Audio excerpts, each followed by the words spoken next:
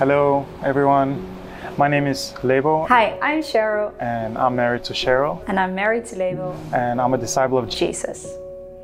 So many people have been asking us questions of how it is to live on faith. So about me and Cheryl, we have been traveling the last 3 years by faith. And it has been a long journey, and we have been facing a lot of challenges. We have faced a lot of trials and hardships.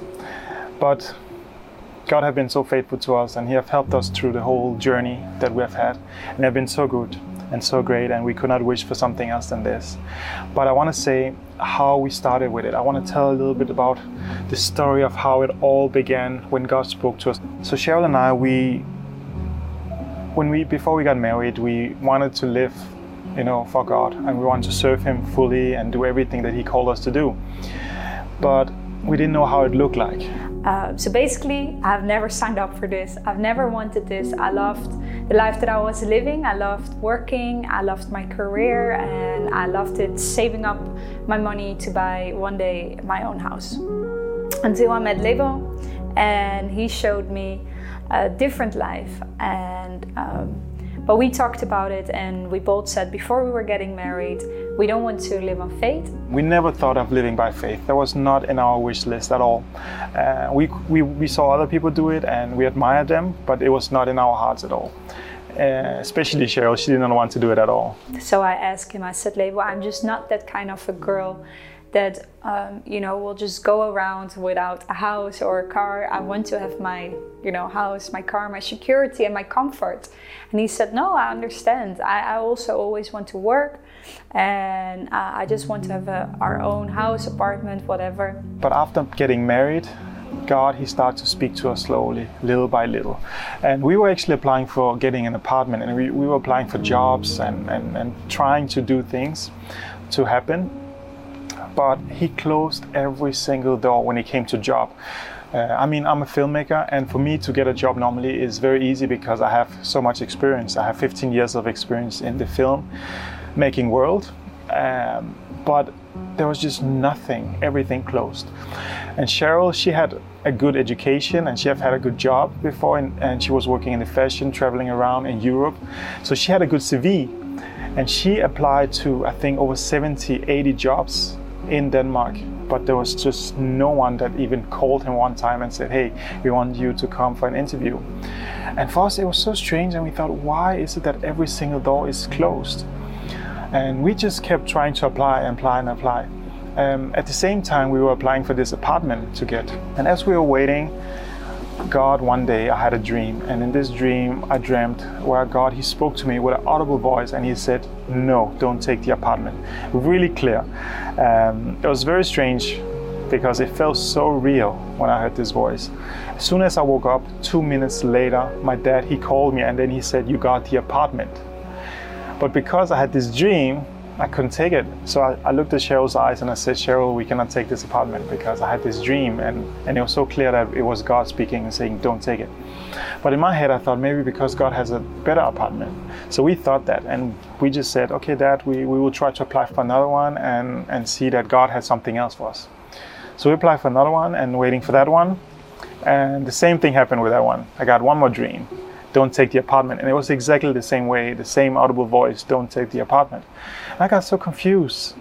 I thought, why is it happening the second time? So we didn't take it, and still I didn't get it because I was still waiting and thinking, oh, God has something else then, maybe something bigger. And that's why we have been waiting 3 times now. And so we were waiting again and waiting. And then I got one more dream. The 3rd time, don't take the apartment. And then it just started to become clear. God spoke to us so clear, and we were both out separately on a prayer walk.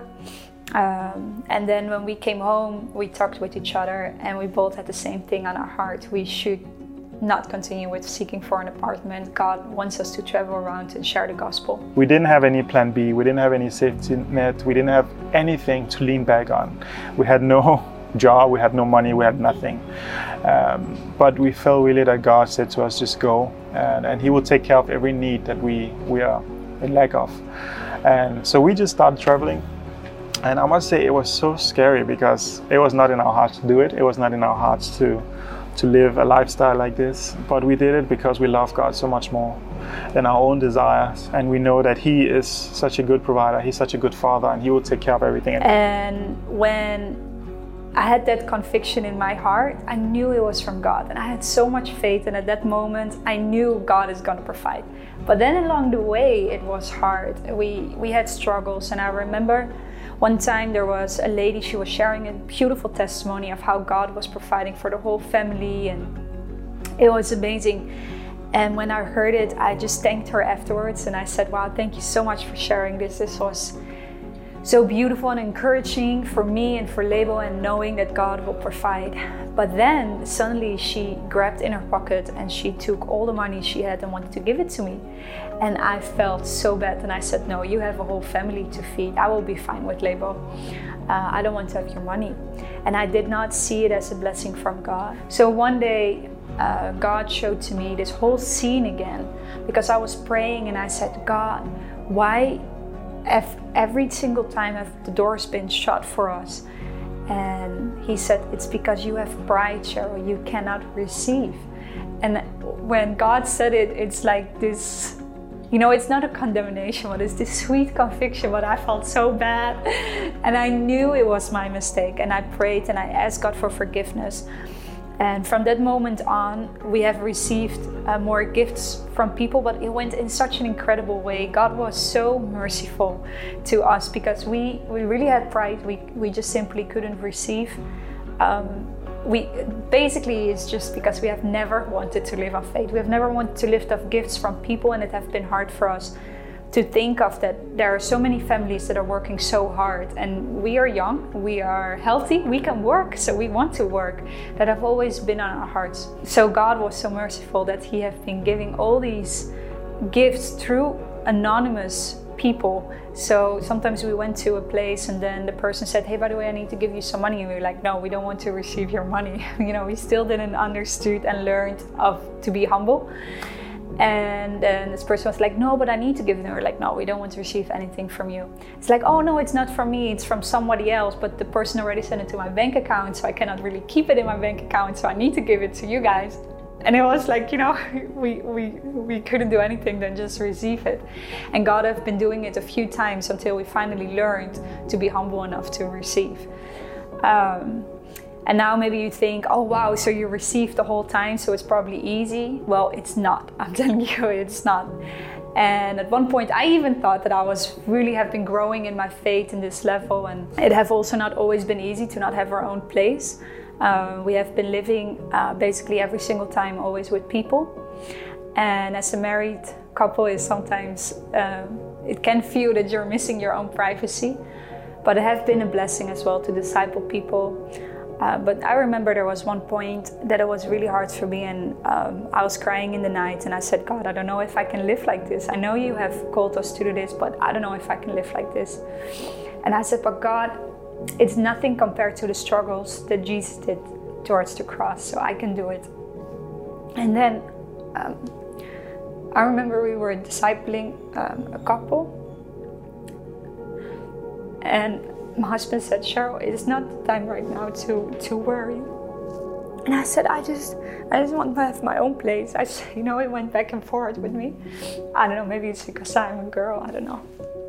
And I just said, I just really want to have my own place. And then he said, Cheryl, it's not the time to worry now. These people, they are expecting from us, a full 100% focus, and they deserve it. And he said, go to God and pray about it.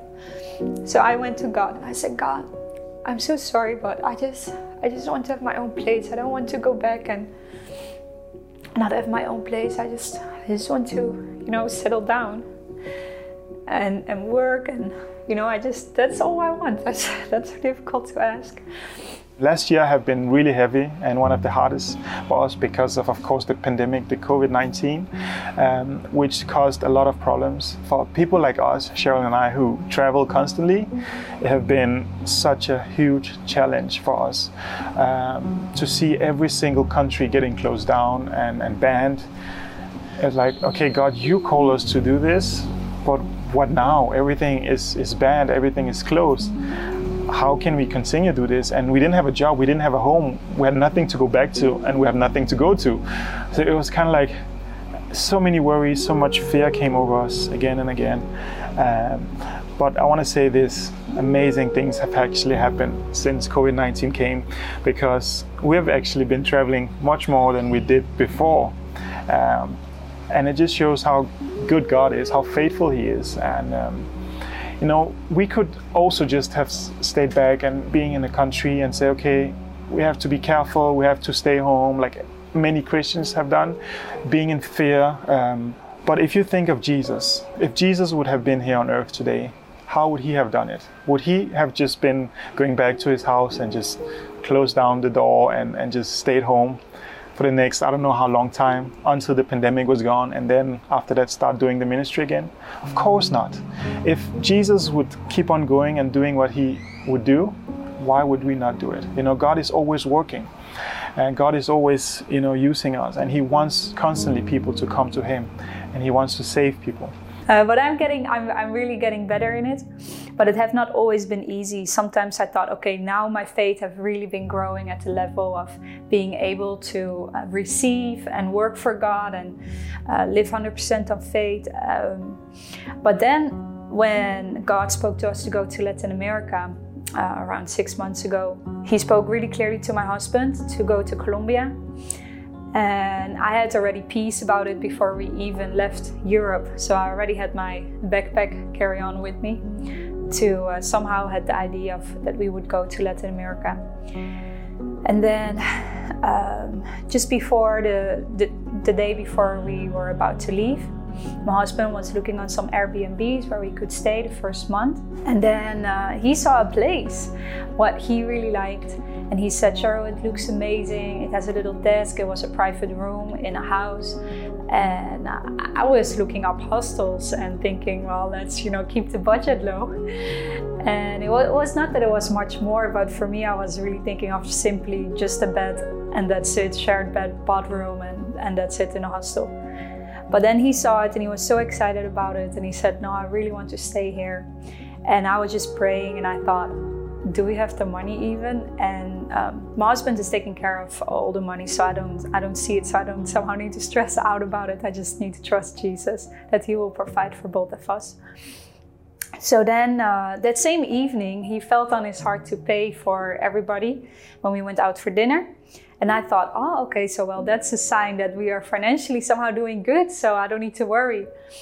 And just before I wanted to ask my husband, before we went to bed, I wanted to ask him, hey, how are we financially doing? And then he said to me, well, Cheryl, I've not been looking at my bank account for a long time. I just gonna trust God that if He wants us to go to Colombia, He will provide also for us to be able to stay in Colombia. We did not know anyone in Colombia. We didn't have any connection, any network. The worst thing is we could not even speak Spanish. We couldn't speak the language. So that was a huge thing. I mean, you can travel to a Latin American country, but if you do not speak Spanish, how are you going to preach the gospel? How are you going to reach people? How are you going to serve God there?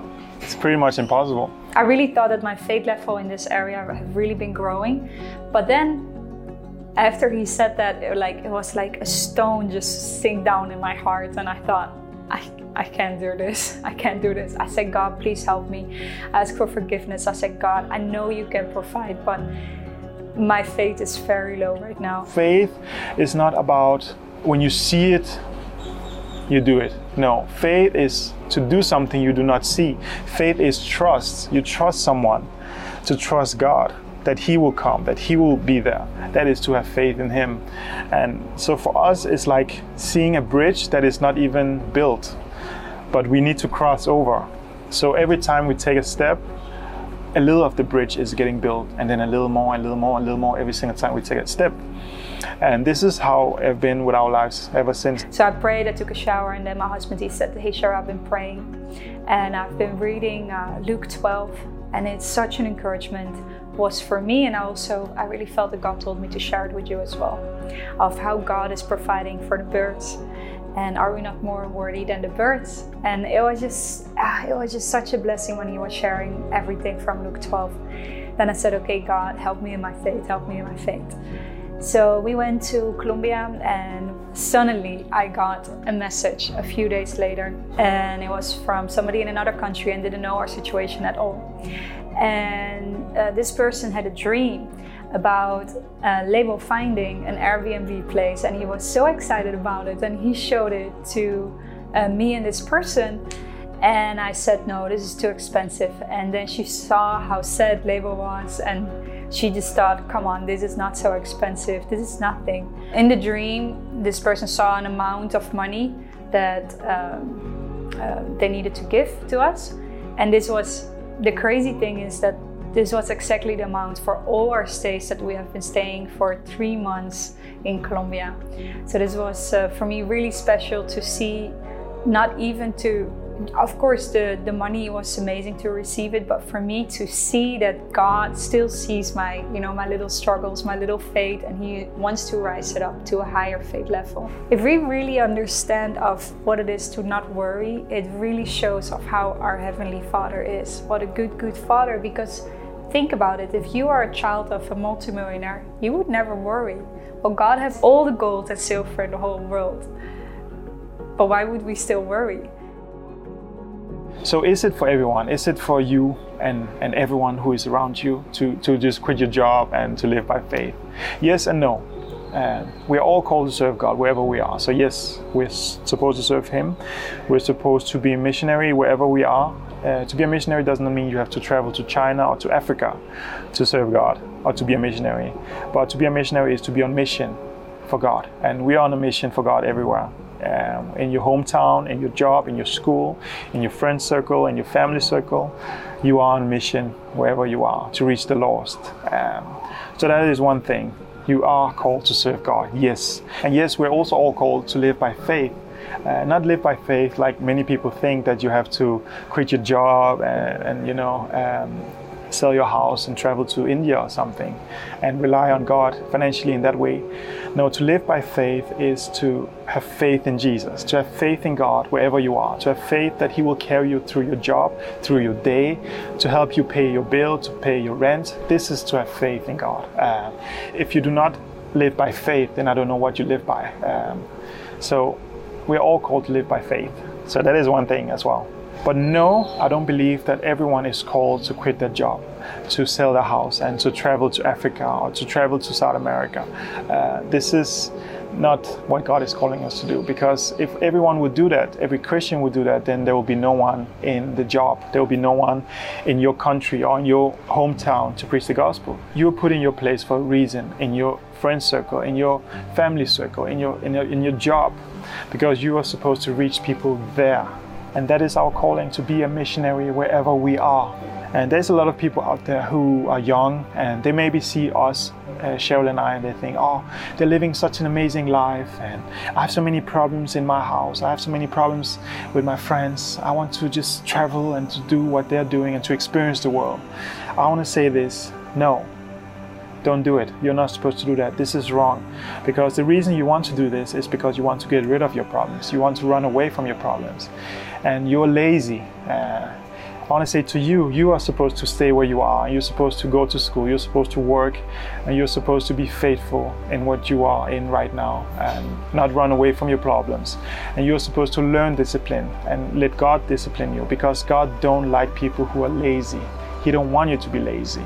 So for you, stay home, serve God where you are. It's also all about the heart. It's all about, are we doing it for us or are we doing it for God?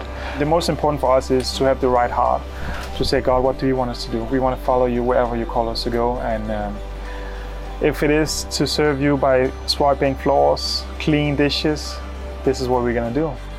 As long as it is effective, as long as it is bearing fruit, as long as it is your will, God, we're going to do it. And that is the most important for us, is to have the right heart, to have the right motive, to just say, God, whatever you show to us, whatever you want us to do, this is what we're going to do. So this is my encouragement for you out there who are watching and who think that you want to do this as well. Examine yourself first. Are you running away from your problems? No, you do it because you want to seek Him first. You want to seek His kingdom first and His righteousness, and then He will add everything else to you. And that's the reason you should do it. So I hope this little message can encourage you, and yeah, we are in Mexico at the moment, and we're going to the United States very soon. We don't know what's going to happen after that, but we're taking one step at a time. And maybe, maybe in a few months we will have a place where we can settle down. Maybe not. It's up to God. So I really hope this has been an encouragement for all of you and that has been strengthening your faith. And if you have any questions about it, please let us know. Just send us an email or comment below. God bless you all who are watching, and walk the walk, talk the talk. Love you guys. See you on the next one.